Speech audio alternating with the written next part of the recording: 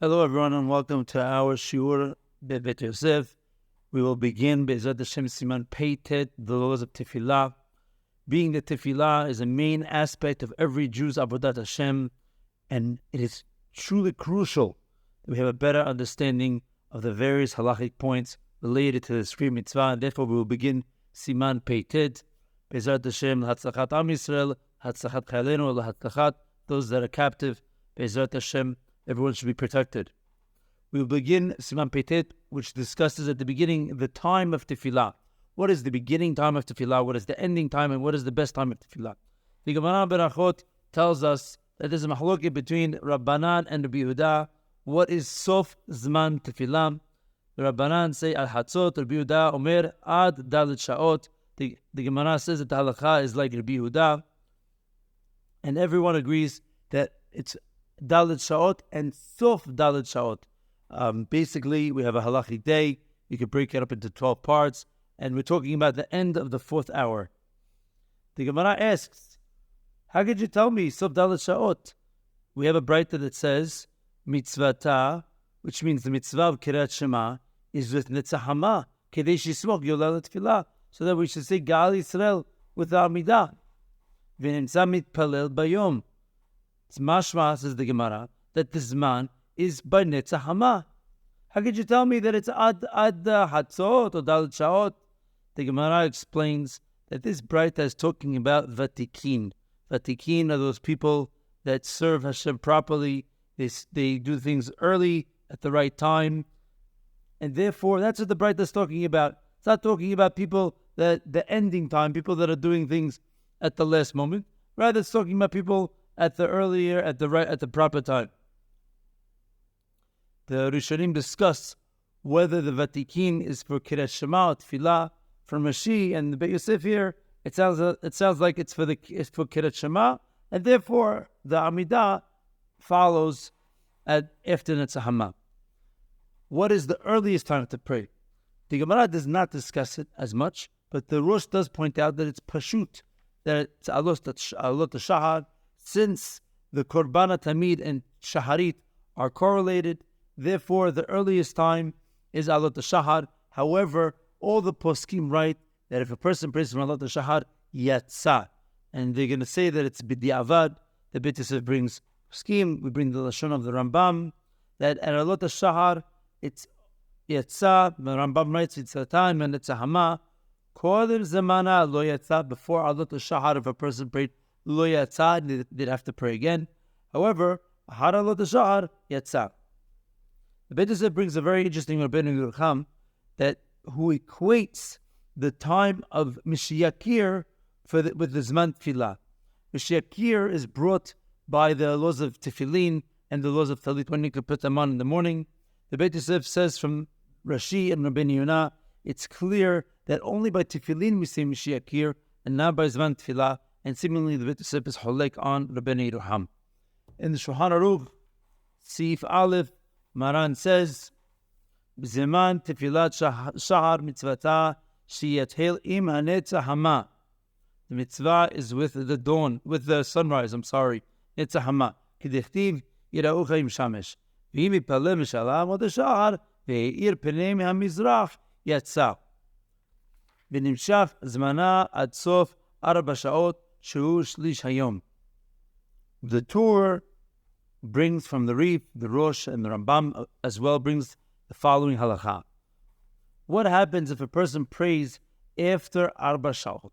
Tur writes, V'nimshach ad sof 4 sha'ot v'im avar v'hipalel ahar 4 sha'ot ad chatzot. The person prays between the end of the 4th hour, meaning in the 5th and the 6th hour, ad chatzot, until midday. Av api she'en lo schar tefillah bizmana, even though he did not pray on time and therefore he does not get the reward of praying Shaharit on time. However, he does get the reward for praying Tefillah. The Bet Yosef asks, where did the Rishonim get this halakha from? It's not in the Gemara. And the Bet Yosef offers 2 explanations, and they will each have nafkaminot la-halakha, so it's important to understand both of them. The first explanation, he says, is that it's related to Tashlumin. Because the Gemara asks, how can we say that Rabbanan say Tefillat Shaharit is only until Hatzot? Ha'amar Rabbi Yochanan, ta'a v'lo yipalel arvit, yipalel shaharit shetayim. If a person forgot a tefillah, whether it's arbit, whether it's shaharit, whether it's minha, the next tefillah, he prays it twice. How could you tell me that you could only pray until Hatzot? We see that if you miss shaharit, you could pray minha time. So seemingly, the time of shaharit does extend further in the day. The Gemara explains, Kule yoma maslevi elaf. You could pray bizal. You could pray all day long. Ad chatzot yahaveli schar tefila bismana. For Rabbanan, until chatzot, there is a reward for tefila bismana. However, mikan ve'elaf schar tefila yahaveli schar tefila bismana lo yahaveli. You see from here that really you could pray shaharit all day. However, according to Rabbanan, seemingly you do not get the sachar of tefillah bizmana, you only get the sachar of tefillah. Says the Bet Yosef, Rabbi Yehuda would hold the same thing. Rabbi Yehuda just in a different time slot. Rabbi Yehuda would hold that the proper time is to pray until the 4th hour. After the 4th hour, until Hatzot, you would be able to pray. However, you do not have the sachar of tefillah bizmana. You have the sachar of tefillah. But really, says the Bet Yosef, according to this explanation, it should continue the entire day. And therefore, when the poskim write ad chatzot, they don't mean exactly until chatzot. They mean until sha'at mincha, because at that sha'at mincha, you'd have to pray 2 prayers. And first, there was, as we're going to learn in Simaf Kuf Het Ezat Hashem, that when you have tashlumin, the tefillah that is the zman, which is going to be mincha, comes first, and then shaharit. But really, you could pray shaharit all day, according to this explanation, because the second prayer is for shaharit. It's the tashlumin of shaharit, and you do get the sachar of tefillah, and that's where the poskim get this deen from. According to this explanation, again, when the poskim say hatzot, it's lavdavta, and really you could pray until 6.5 hours, which is 12:30 in our perfect halachic day. Bet Yosef analyzes this answer, and he says that if it's based on the laws of tashlumin, then it would be subjugated to the limitations of tashlumin. Namely, if a person, tashlumin is only for a person that was shogeg or onis, had extenuating circumstances, or wasn't on purpose. However, if a person on purpose missed the tefillah, a person can't make it up. There's no tashlumin. However, the Lashon of the Rambam here in our halacha says v'im avar, and the Torah as well says v'im avar v'ipalel, which sounds like a person knowingly did not pray. Therefore, asks the Bet Yosef, how can we say it's connected to tashlumin? And therefore, he scratches the first answer and he proposes a new answer. And he says it's not related to tashlumin. It's related to the fact that Chachamim said ad chatzot, meaning Chachamim are saying what Rabbi Yehuda says, we extended another 2 hours. Rabbi Yehuda says the zman of tefillah bizmana is until the end of the 4th hour. We're extending it until Hatzot. And the mahloket between them is on one point. Is the zman of tefillah, of schar tefillah bizmana in those 2 hours? Bet Yosef says that it's preferable to explain that the mahloket is only on one small point, because we'd rather have the Tanaim argue on one point than have such a large gap.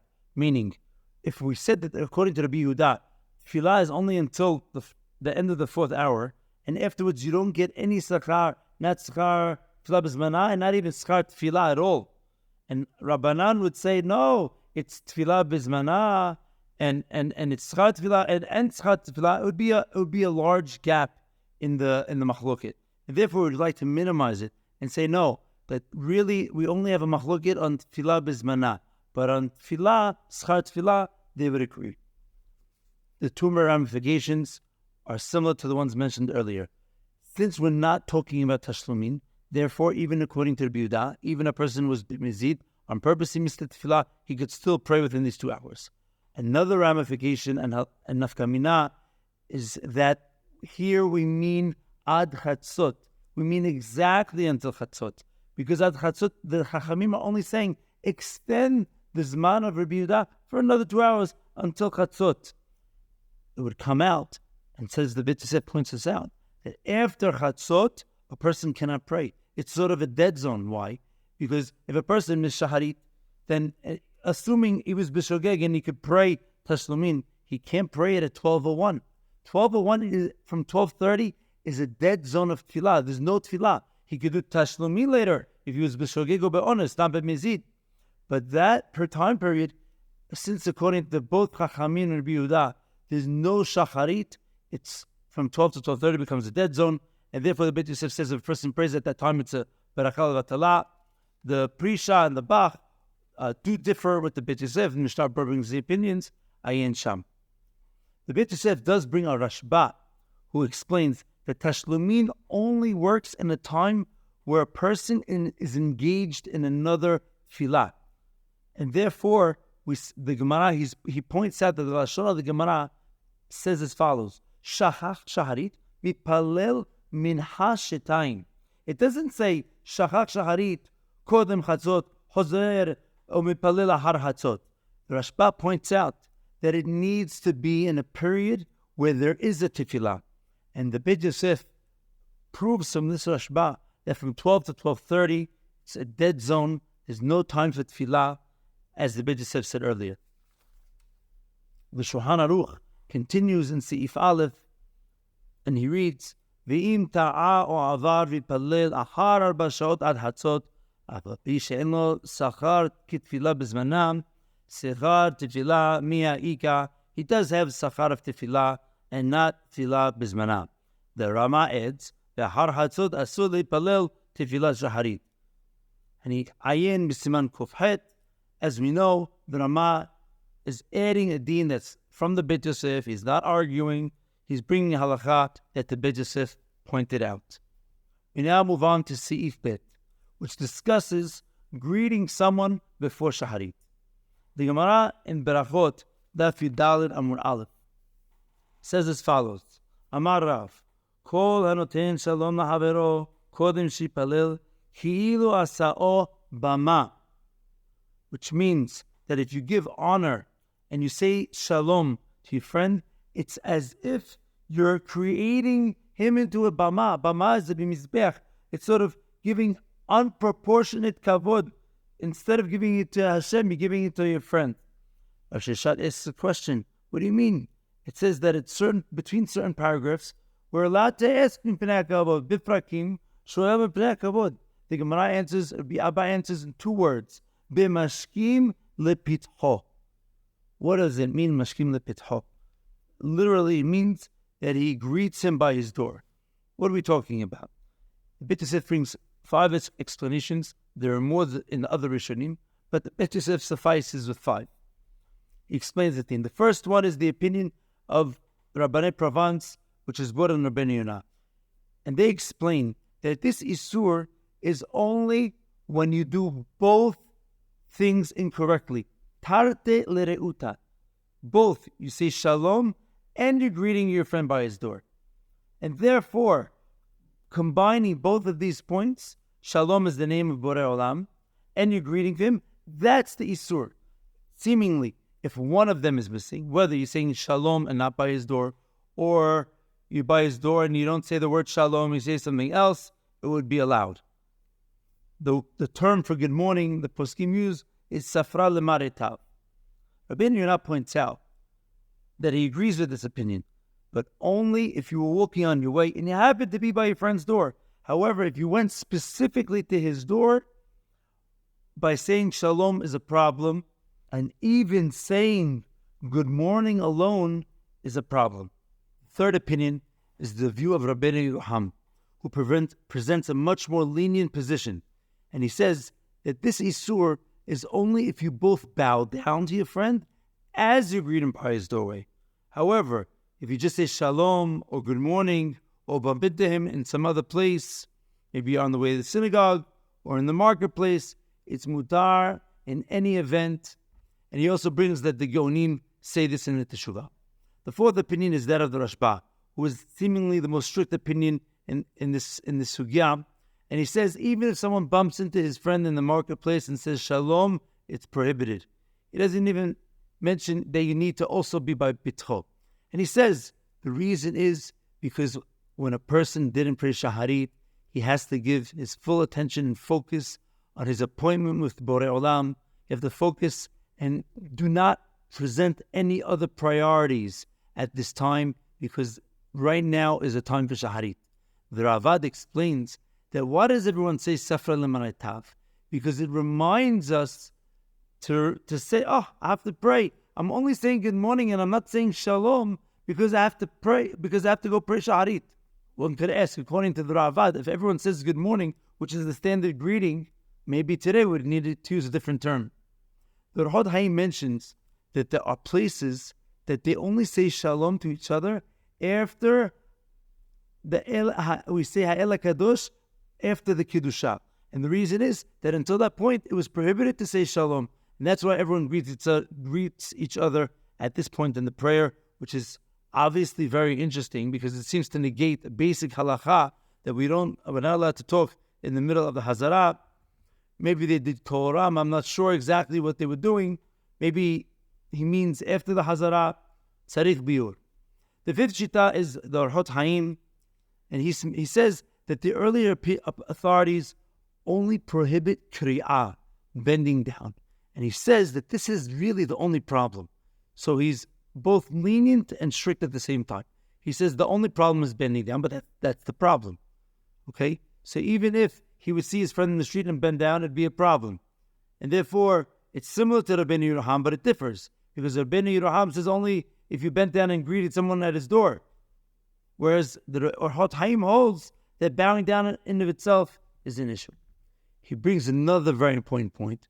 And he says, the Rehot Haim says, that if a person started to say the berachot shahar, since he has begun the prayer service, and he has sort of began the Kabbalat Ol Malchut Shamayim, therefore, he's allowed to say shalom to his friend, because since he already began the process of prayer, the issue of giving kavod to your friend is not as much as an issue anymore, because you've already began to give kavod to Borei Olam.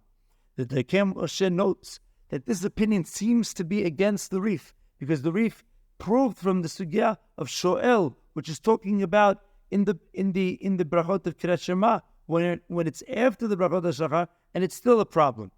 However, the Bet Yosef does not make this point, and the Ramah in the Shulchan Aruch doesn't bring this point. Maran says in Shulchan Aruch, now that we have a little bit more of understanding of the Shittot in this deen, reading Shulchan Aruch is much easier. When I read Shulchan Aruch and I didn't understand the Bet Yosef as so well, it was a little bit confusing. Maran reads, Kevan shehigia zaman tefila asur le'adam na'ardim lepetach havero titen lo shalom mishum dishmo shel HaKadosh Baruch Hu shalom ava mutar lomar lo safra de mare tav, which is in essence good morning. Ve'afilu ze eno mutar ela kishu tzrach lelechid od eze esek ava im eno holech ela להקפיל פניו קודם תפילה, אפילו זה הלשון אסור. וכן אסור לו לקרוא לו כשמשכים לפתחו.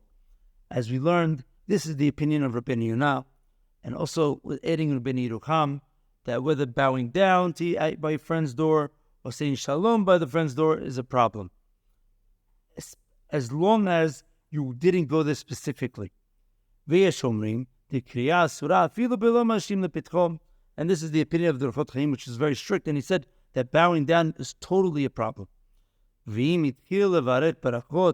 the Ramah, this is what we saw in the Bet Yosef, that once you start the brachot, it's not a problem.